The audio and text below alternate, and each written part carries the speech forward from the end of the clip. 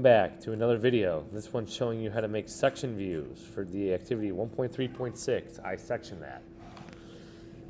Part of this activity requires us to make a section view in CAD. And this is going to become very important as we progress through this course. Part of it asks us to make a section view for the screwdriver set base that we created in activity 1.3.4. If you did not do that, you need to circle back to that activity and get that done, because this directly talks about this specific piece. So if you don't have this done, you cannot do this. And what it needs us to do is create a section through this cylindrical portion. Well, luckily, Onshape has a very easy way of doing that for us. All I'm going to do here, I can see that this plane is actually parallel to my top plane. That's going to be useful for us. I'm going to right-click on my top plane. When I do that, I don't even have to, you can make an offset plane if you wanted to in order to do this, but I don't even need to.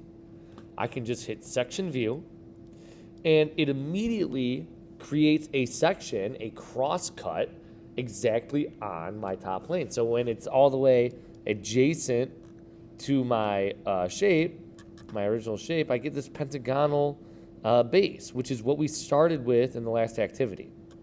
But this isn't doing me any good because I need a cut up here in the cylindrical top. Well, if I click and drag this arrow, I can move where it's making that cross section. And in fact, if I move it right about here, I get the cross section that I'm looking for. And I can hit check, and I see my section lines appear, and this is the cross section that you'll need to sketch in your engineering notebook. That is what the internal feature of this screwdriver base looks like. Okay. The other part that it asks us, to do is make a section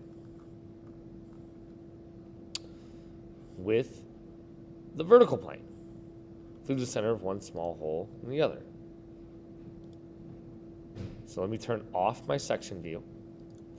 Now, I have two planes that can cut my object vertically. I have my right plane, I have my front plane, and I have my right plane, right?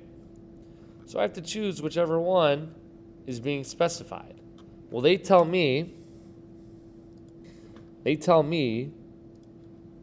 slice the model on a vertical plane through the center of one small hole in the center of the large hole. Well, only one plane does that. It's this one right here. It's my right plane.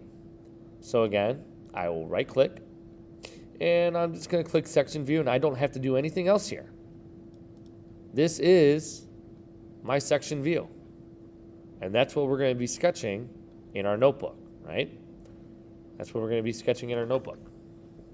Additionally, it asks us in step 11 to revisit the multi-view that you created in activity 1.3.5 to document the VEX part used as a Trammell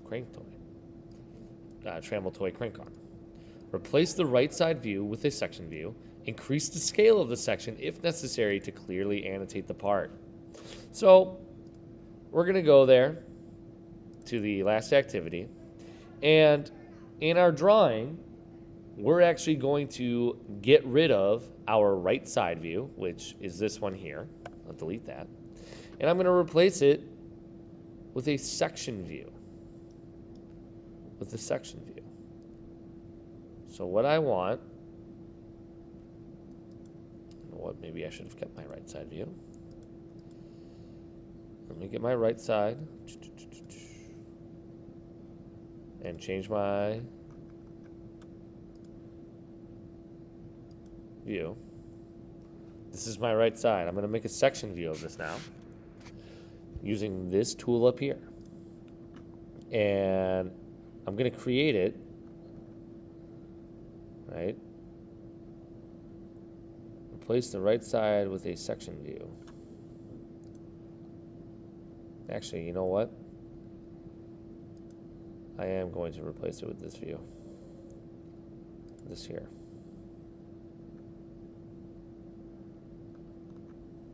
This is my section view.